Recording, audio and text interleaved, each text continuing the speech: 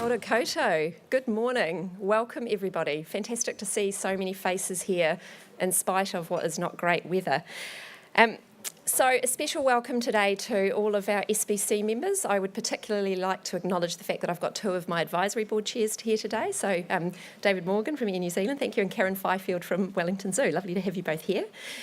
Welcome to the friends and whānau of SBC and Colmar Brunton.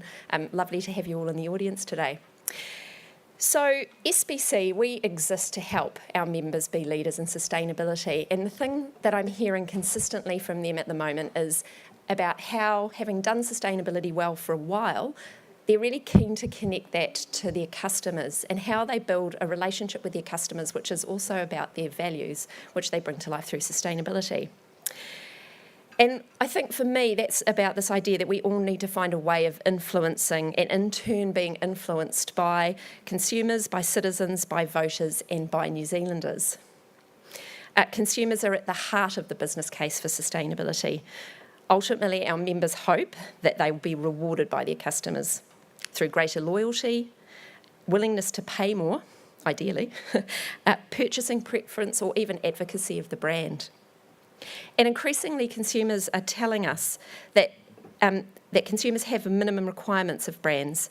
And at the leading edge, we hear that millennials are really expecting brands to stand for something, and even better, to stand against something. Brexit and the US political situation tell us that it's essential that not just the government but business understand the concerns and political currents that are playing out for New Zealanders and consumers. And increasingly, we're seeing that a sustainable future for New Zealand requires consumers, citizens, the public at large, to change behaviour. So this is why we have consumer decision making as a program of work at SBC. Initially, this involved an investigation of which hopefully our members saw presented at our annual council meeting in July and was in our annual snapshot, looking at what it was that consumers were doing around sustainability, what they were telling us they wanted, but equally how they're acting. The work identified two major opportunities for us: make it easy for consumers to do the right thing, and have an authentic story to tell, and tell it well so that consumers know that our members, that businesses, can be trusted to make sustainable consumption easy. And we asked ourselves, in the face of those insights, what's SBC's role here? You know, we don't have direct channels to consumers, so we can't tell them that they should love you if you're a business. And although we will continue to build our media profile, it's not extensive enough that we can use the media to tell those stories either. So what was the opportunity?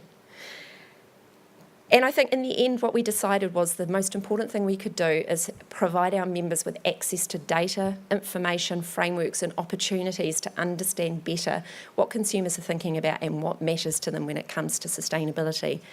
And so this morning's event, in partnership with Colmar Brunton, is about being able to do that and start that journey. And you'll see more of this from us if you're an SBC member in the year ahead. I'd like to also take the opportunity to introduce our friends from Colmar Brunton today.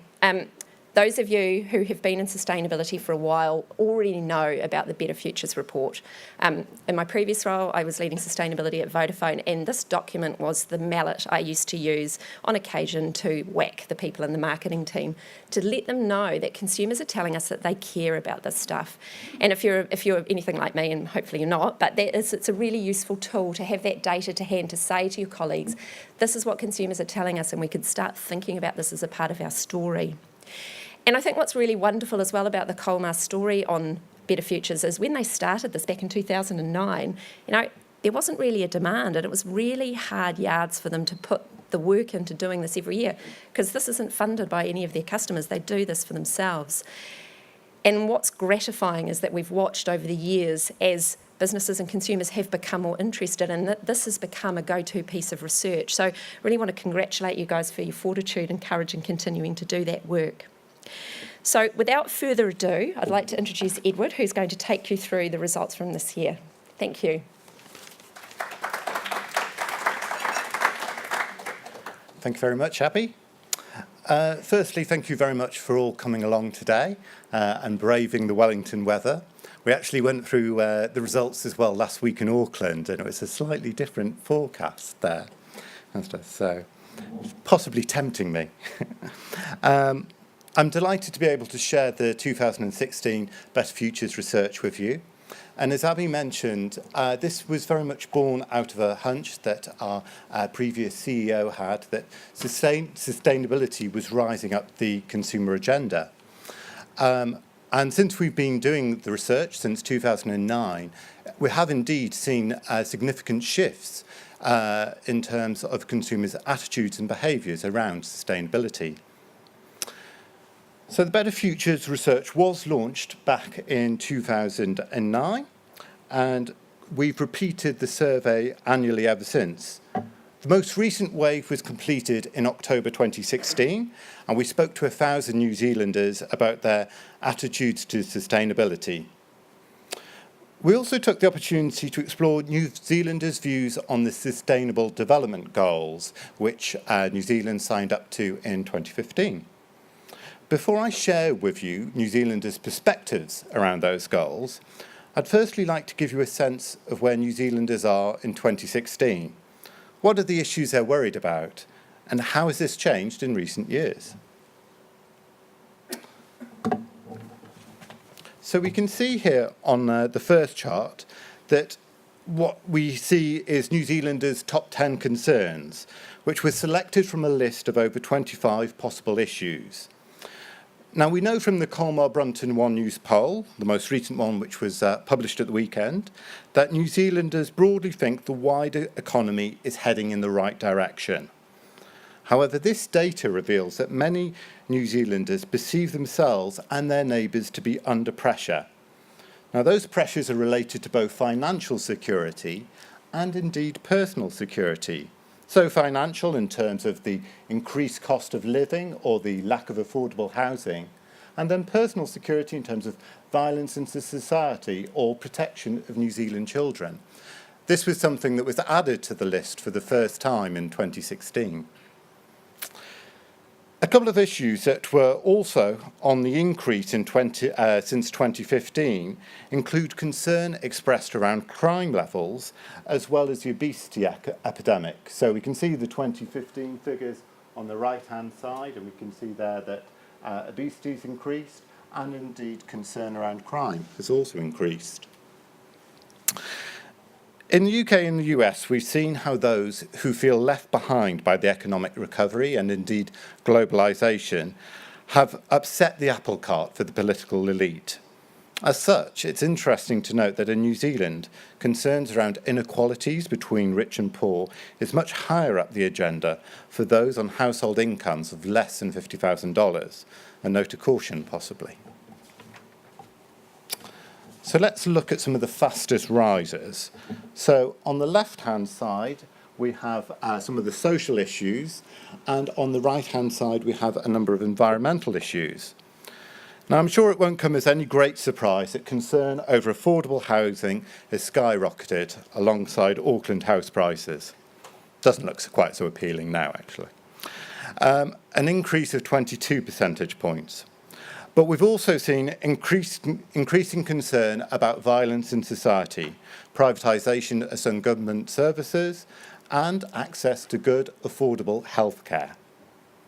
Now, while we only see 2 of the 5 environmental issues listed in the top 10 concerns, they are amongst some of the fastest rises in the last 5 years, indicating there has been a shift in New Zealanders' perceptions of the environmental threats we face. The 2 issues that do make the top 10 are protection and management of conservation land and water that are special to New Zealand, as well as pollution to lakes and seas. So, now to move on to the Sustainable Development Goals. So, for those of you who are less familiar with the 17 goals, we've just got them up on there, and they range from eliminating poverty through to peace, justice and strong institutions. So we can see that they already reflect some of the leading concerns that New Zealanders expressed earlier. So we firstly asked New Zealanders to state how important it is that New Zealand have signed up to each of these goals. The slide shows that there's strong support across New Zealand for signing up to each of one of these goals. Between 60 and 80% believe it's important that we have these aspirations So right through from no poverty to peace justice there. In order to get a better sense of New Zealanders' priorities, we asked them to select which goal they felt was the single most important one. So when forced to rank the goals, stopping poverty rises to the top, no poverty there. 1 in 5 select that as their absolute priority. But good health and education are also perceived to be important goals, as is making our cities and communities more sustainable. It really is some of the social issues that are foremost in the minds of New Zealanders, and this marries with some of the broad concerns we saw expressed earlier. So we also asked New Zealanders why it was that some of these things are particularly important to them, and they were able to articulate very well those reasons. So for example, in terms of no poverty, because it greatly affects the future generations' resilience and ability to move forward and achieve the other goals that we've signed up to. So it really is a starting point from which we can hope to further improve as a society. Some other quotes that we've picked out here explain why New Zealanders place emphasis on good health and also quality education. So for good health, if people were well and healthy, there would be less hospital admission and illness. People would feel happier. With quality education, I think that a quality education allows a person to have more opportunities, have a wider, more empathetic outlook, and enables them to engage with the world. Now, I think the quote around sustainable cities and communities is quite enlightening in terms of how we think about these issues. Because when the larger issue is broken down into smaller portions, then as a community, you're more likely to get involved versus it being on a national scale and trying to get everyone involved. So while these are national issues, if we're to mobilise the public to help support agencies in addressing them, there needs to be more done at a local level. The final 2 goals, which are jointly ranked 5th, are clean water and sanitation and zero hunger. So for clean water and sanitation, we see the linkage between how we portray ourselves as a nation to the world. Without clean water, we're all in trouble for drinking, irrigation, the environment. This also impacts on our tourism industry and the future well-being of our entire country. And then with zero hunger, we see concerns that go beyond a lack of food, but also poor nutrition. So it saddens me that some children go to school hungry or only eat junk food, as this creates bad lifetime habits and can seriously hinder a child's development, leading to lifelong health issues. So in addition to looking at importance, we also asked New Zealanders around the relative performance against these goals, so New Zealand's performance on these goals. Now, this question was only asked of those who rated any one goal as important. Now, the findings show that there's a clear gap between how important these goals are to New Zealanders versus how well they feel we're performing on them. So if we take no poverty, for example, 69% feel that this is an important goal that New Zealand has signed up to, whereas 10% of those who feel it is important actually feel New Zealand is doing a good job on this. It's a similar situation with sustainable cities and communities. Indeed, amongst the top priorities, the one issue where New Zealanders feel perhaps we're performing a bit better is clean water and sanitation, but this still only represents 1 in 4 who feel it's important as an issue. We also asked New Zealanders to look at relative performance in terms of how New Zealand's doing versus other countries. So on the chart here, we show the proportion who feel that we're doing better than most countries. And in addition to this, is those who feel that New Zealand is the leader in this area. So over half think we're either doing better than most countries or leading the way on clean water and sanitation. However, does that 6% who think that we're a leader in that area really match up with how New Zealand is marketed, the idea of pure New Zealand?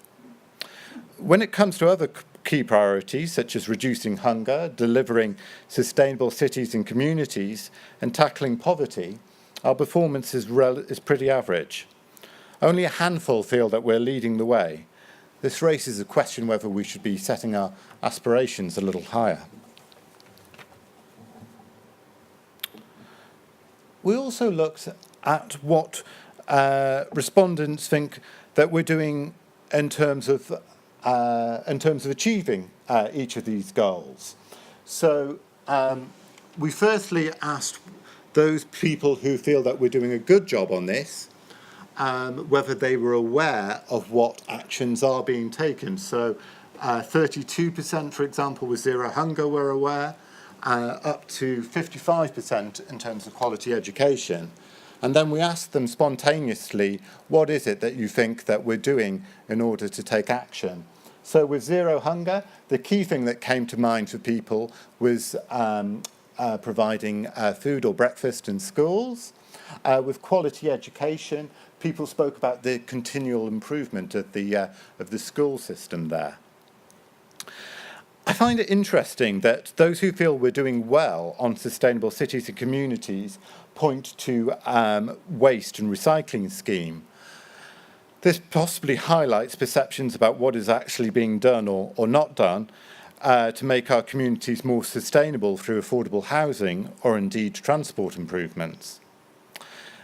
We can also see some of the other actions that come up against the remaining goals, right through from responsible consumption and production to affordable and clean energy. So affordable and clean energy, that was the goal where people perhaps felt they knew most about what we were doing, so they're mentioning their use of wind power. Responsible consumption and production, again, people are talking about recycling there and not necessarily thinking about the impact of the materials that are being brought together in terms of consumption or indeed things like the sharing economy. So just also then looking in terms of that this lack of awareness of what New Zealand is doing also is to create a more sustainable society is reflected in some other findings from the research. So before taking part in the survey, 8 in 10 New Zealanders said they'd heard of the Sustainable Development Goals, while 8 in 10 said they'd never heard of the Sustainable Development Goals, while 9 in 10 said they didn't know that New Zealand had signed up to the goals. In addition, 3 in 10 say they don't feel well informed about sustainability. However, before we get too glum about all of this, there is a certain openness to learning about sustainability. So 9 in 10 say they would like to have all the facts and information so that they can feel better informed about decisions that they make as consumers. Now, that's often something that you hear when doing research, that people would like information and a common response. But that said, I think it does indicate a broad kind of sort of openness and willingness around the topic. And in addition to this, we've also seen New Zealanders express a stronger commitment to sustainability. So we've seen a bit of a step change in 2016. So we asked people to rate themselves in terms of their commitment to living a sustainable lifestyle. And in 2016, we've seen a reduction in those who would say that they have a low commitment. That's gone from 17% down to 10%, while those with a medium commitment has gone from 59% to 65%. Now, these figures have been relatively static over the years in which we've done the survey, and so it's encouraging to see people express certainly a higher commitment. We can see that this change is driven by a number of different demographic groups. Includes women, Cantabrians, households with children, high-income earners, and also Generation Y and X. In addition to expressing a higher commitment, New Zealanders also seem a bit more prepared to put their money where their mouth is. So 71% say that I'm willing to pay a bit more to get the best organic, sustainable and ethically produced products. And that's up from 64% in 2015. In addition to this, New Zealanders also seem prepared to vote with their feet as well. 83% of Kiwis would stop buying a company's products if they heard about them being irresponsible or unethical, a finding which seems quite timely after some of the concerns expressed over the winter in terms of KiwiSaver investments. And the desire to make sustainable choices does impact a whole wide range of goods and services. So this chart shows the percentage point increase between 2009 and now in terms of those who say sustainability is at least perhaps partly influencing their choices. I think it's fair to say it's not the full picture, but it is making some impact. So some of the biggest increases we have observed are amongst financial services, including insurance companies, banks, and indeed cosmetics and personal care as well, and indeed also people's choice of airline. However, many consumers still struggle to name a brand which they feel is a leader in the area of sustainability. Indeed, EcoStore has been the most popular response over the past few years when trying to think of something from the top of your head. However, only 6% name them. This is followed by Fair Trade, and then a number of other brands get a mention of 2%. This includes some organisations that we might expect, like TradeAid or indeed The Body Shop, but also includes some which may come as a bit of a surprise, such as Z or Air New Zealand. So while New Zealanders may struggle to somewhat to name sustainable brands, there is evidence that businesses are getting better at telling their story around sustainability.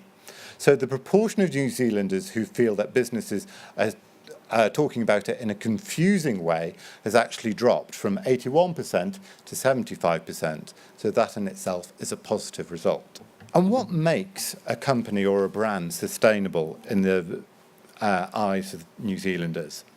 Well, the main reasons that they say some brands are leaders is that they is often due to their ability to show that they care for the environment or indeed implement environmentally friendly practices. Other factors that come into play include a commitment to the use of renewable resources, as well as taking an ethical position on issues such as fair trade. So overall, this demonstrates a strong connection in the public's minds between sustainability and environmental practices. However, this raises a question whether companies are missing a trick, given the emphasis that we saw that New Zealanders place on the social aspects of sustainability in terms of tackling poverty and indeed the increased cost of living. So we saw earlier whether New Zealanders were able to spontaneously name leaders in terms of sustainability. We then prompted New Zealanders on a whole wide range of organisations, and these are the ones that came to the fore. Now, we can see that the top 3 companies there really have sustainability at their very kind of heart of them in terms of their proposition with EcoStore, Earthwise and The Body Shop. But interestingly, the other organisations listed there are perhaps organisations that have brought sustainability into their offering, into their business. Many of you indeed will be aware that Air New Zealand was recognised for its contribution to sustainability at the recent Sustainability Business Network Awards. And that included their commitment to getting electric vehicles on the road. For the chocolate lovers amongst us, of which I know there are a few out there, I just thought I'd pick up on Whittaker's and an article I saw on the BBC website the other day which suggested that if we take into account the calories that we need to sustain us, chocolate becomes a much more sustainable choice. That's a very comforting thought as we head towards Christmas, and I indeed head towards a chocolate and juice coma.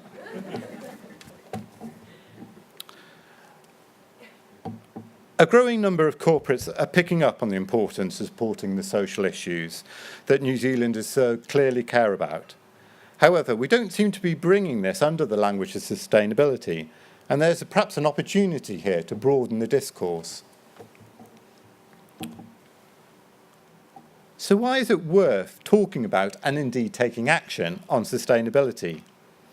Well, it represents an opportunity to positively influence your reputation as an organisation. So this data has been taken from the 2016 Colmar-Brunton Corporate Reputation Index, something that some of you may well be familiar with. And it's a piece of research that we repeat on an annual basis. It tracks the reputation of the leading brands in New Zealand. So what the chart shows is that those organisations who are perceived to have a positive influence in society are indeed more likely to be trusted, and the trust very much feeds into advocacy in terms of how people speak about you. So all of which contributes to a powerful brand.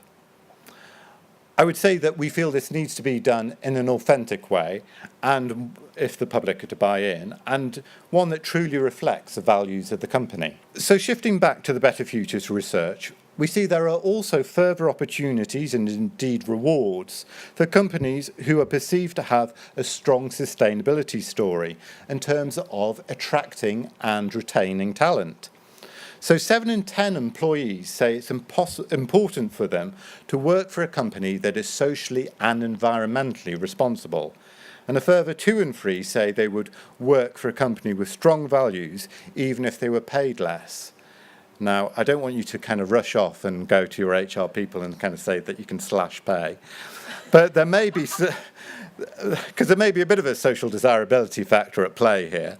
But it does demonstrate that some of the linkages between having a powerful story on sustainability and enabling your employees to feel good about the place in which they work. Now, this slide is a little busy, but its main message is reinforcing that of the earlier slide, that if an employee believes that their company has strong values, that there's a strong sense of purpose, that the company actively supports society and is making ethical decisions, then they are much more likely to agree that their workplace is one that they would recommend to others, and indeed their workplace is one that they would feel a much stronger sense of loyalty towards. So we've observed that the public sometimes struggle to name private sector organisations who are leading the way in terms of sustainability. But what are the public sector and not-for-profit organisations? Who do they feel is providing leadership there? So I'd just like to take you back to a piece of work that we did earlier this year, where we created the Public Sector Reputation Index. And this was the first time that we had done this, and sits alongside our Corporate Reputation Index. And there are 4 pillars that support the index, and they include social responsibility. And those organisations that are seen as sustainable and making a positive difference are very much score higher in terms of social responsibility, which then feeds into their advocacy scores as well, in terms of how the public will speak about those organisations. So which organisations do the public feel provide leadership? Well, the first thing to say is that many Kiwis cannot name an organisation which does so. Indeed, over 40% are unable to, and a further 1 in 10 feel that actually no one is really providing leadership. The leading organisations that are mentioned spontaneously, well, the key one is Greenpeace, which of course has environmental sustainability at its core. Otherwise, we see generic mentions of the government, UN, and local government. The Department of Conservation is one organisation that perhaps cuts through there. So we then went on to prompt the public around which organisations they feel are providing leadership in terms of sustainability. And we can say that 6 of the 10 leaders there are either tasked with environmental protection, maintenance or improvement. So organisations like DOC, like Maritime New Zealand, or indeed like MPI. This demonstrates that environmental concerns tend to be front and centre for the public when using the language of sustainability. However, it also reveals a partial disconnect between the language of sustainability and those sustainable goals that the public had placed greater emphasis on, such as reducing poverty. And as just as a quick reminder there of the Sustainable Development Goals, which are in kind of sort of rank order. So while MSD makes it into the top 10 of leaders around sustainability, the Ministries for Health, Education and indeed vulnerable children are all absent, despite this being at the core of what New Zealanders actually care about. Again, this suggests there's an opportunity to broaden the discourse around sustainability to include the different ways in which government can positively impact communities. So, I'd just like to draw things to a close then and draw out what I feel are some of the key takeouts from the Better Futures research from 2016. So our research into the Sustainable Development Goals shows that while New Zealanders have little awareness of them, they are broadly very supportive. The emphasis they place on goals such as tackling poverty corresponds with many of their current concerns as New Zealanders in terms of the cost of living. And there is a role for everyone to play, from government to companies and indeed the public and our communities. The second takeout would be that there is evidence that New Zealand businesses are recognising the importance of delivering on sustainability and communicating more effectively around this. There are key rewards for those who manage to do so in terms of the loyalty and advocacy both of their customers and indeed their staff. And then finally, 2016 truly has been the year of the blonde bombshell, with both Boris and indeed the Donald defying the odds.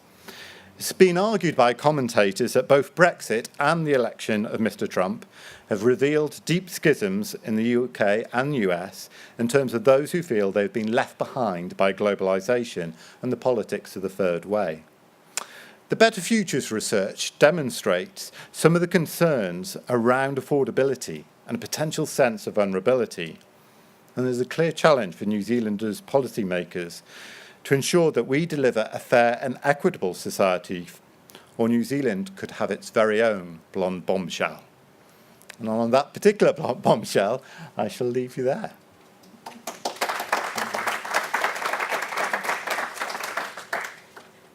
So thank you very much, Edward. It's my second chance to see that, and there's still material in there that I'm finding really useful and kind of new, so thank you.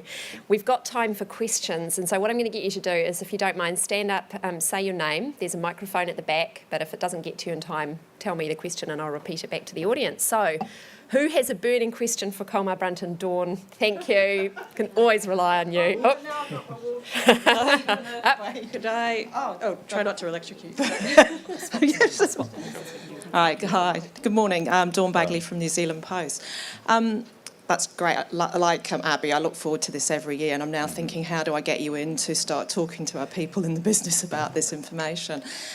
My burning question is around whether you gained any insights around how a business should be communicating, particularly the social aspects of what we do. I mean, we've been doing, lots of businesses have been doing sponsorship, etc., for many years. How do we make that authentic? And given there's a lack of understanding about the SDGs, what's our role in raising that awareness?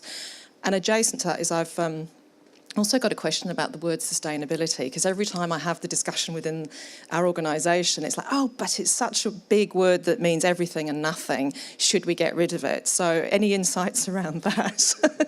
Cool. So in terms of responding, how businesses could best communicate, I think you pick up on certainly the key point there around it being authentic. I know that I've done some work previously with Kingfisher, the home improvement chain back in Europe. And they're very much, they wanted to bring sustainability right to the core of the business.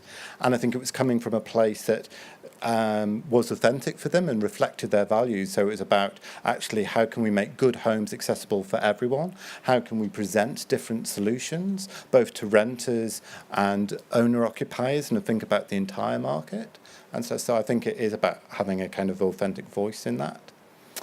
I think the question around sustainability, and having said sustainability a lot of times today, it's not an easy word to get out always. I think it's a very interesting one about language, and we can see there is actually obviously kind of a disconnection in terms of what we think of as sustainability and what perhaps the historical discourse has been, and actually what the different pillars of sustainability are, and whether actually that does mean that we need to kind of progress it in some way. And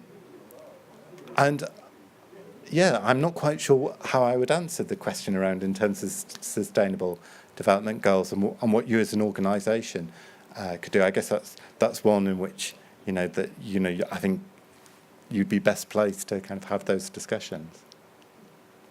Great. Now, what the audience doesn't know is that we have a few people who are following this on live stream. So I just want to offer up to them, if you guys have got a question, hopefully you know my mobile phone number, text me and I can put it. Oh, Alison's got one. And from the live stream chat. Great. From Liz Reid, Reputation Matters, watching from Hawke's Bay, which is probably a bit more pleasant today. Liz wants to know, she's got questions for you, Abby. What do you see as the biggest opportunities for business coming out of this research, and how does SBC intend to leverage the results into conversations with government? Thanks, Liz, for a real tangler. So I think for me, this research is a kind of it's a continuum of what we're seeing around a shift by consumers towards sustainability. And so I think the really important thing that we can continue to do is to help our members connect with that and connect with the ideas around really authentic storytelling, which is coming up over and over again. Members are always saying to me, how do we do this better? And, I feel like we've got a role to play in trying to break through some of that. In terms of how we talk to the government, I think we've got quite a few members of various departments of government here today who are hearing this for themselves. And so I think part of this is also how we have conversations to let them know that what are our consumers are their voters, and how do we start to connect those things. So Liz, I haven't got anything particularly firm in mind, but I do think this is about how we help a number of different parts of the sort of sustainability sector, if you like, be it government, academia, business, not-for-profit, just really understand that there is a growing demand from New Zealanders in general, and that we have a responsibility to make it easy for them to connect with us. Kind of goes to Dawn's point about how we talk about sustainability. Right. Any other questions from the audience? Anything you're burning to know? Good. Wellington Zoo. Amy, bring it on. That's why you made us sit in the front row, right? I'm Amy from Wellington Zoo. So my question is, and this is probably far outside your remit, but a lot of the research is around intent, and it would be really good to know how that intent translates to actual action and behaviour, because while 72% or so say that they would pay more for ethical, organic, sustainable products, that's not evident in current consumer buying choices. So I just wonder if there's any way to measure that intent to action. Yeah. We do look at behaviours as well as part of the survey, and interestingly, we didn't see any great shifts sort of year on year this time. We have seen kind of some shifts in behaviour over, if we go back to the kind of sort of when we first launched the survey. One thing that we did observe was around vegetarianism, which will please Mr. Dunn there in the audience, and that New Zealanders are showing a greater commitment in terms of kind of going meat-free. Wow.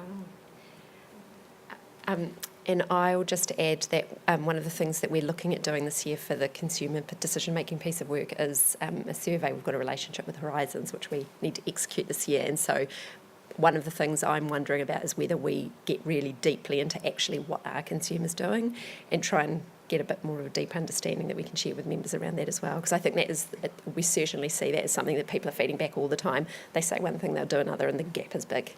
And they will say what they think they should be doing as well. Yeah. They don't want to be seen as bad people. Yeah. I see Sarah from Colmar Brunton's got something to add as well. Sorry, I just on that. Sarah, just wait for the mic so the guys on live stream can hear you. Thank you.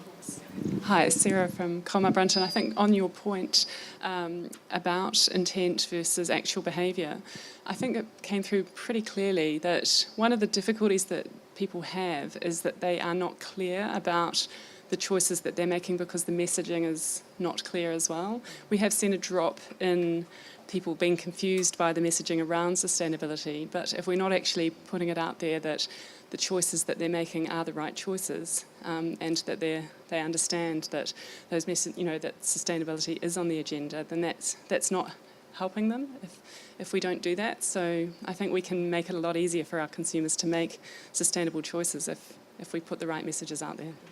That's I saw another hand as well as Sarah's go up just then. Any other questions? Anything else coming from live stream? No? All right. Okay, that's it. Final chance. Alison's just going to check to see if there's so nothing burning that you want to know from Colmars while you have them. No? Okay. So thank you very much, Edwin, and thank you to Colmar Brunton for bringing this to us today. I hope you've enjoyed that. I've certainly found it really useful, so I really appreciate you doing that. So, do you want to have a seat? I'm just going to do a little bit of a wrap-up, I suppose, because I think these are really nice opportunities for us to think about how the sustainability landscape is shifting.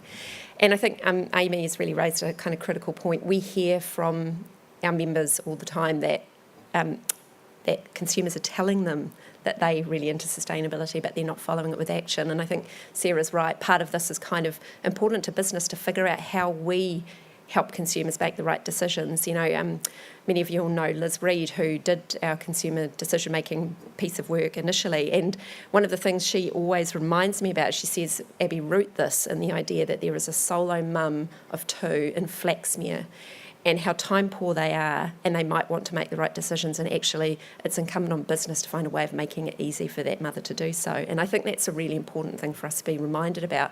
You know, sustainability is a complex term, and we need to find ways of simplifying it for our customers and consumers. I think the other thing that I'm really fascinated by is the gap, I guess, between what New Zealanders are saying matters to them in the Sustainable Development Goals and where the really hard work for us as a nation exists. There was an SDG dashboard done of all of the countries that signed up to them in July this year.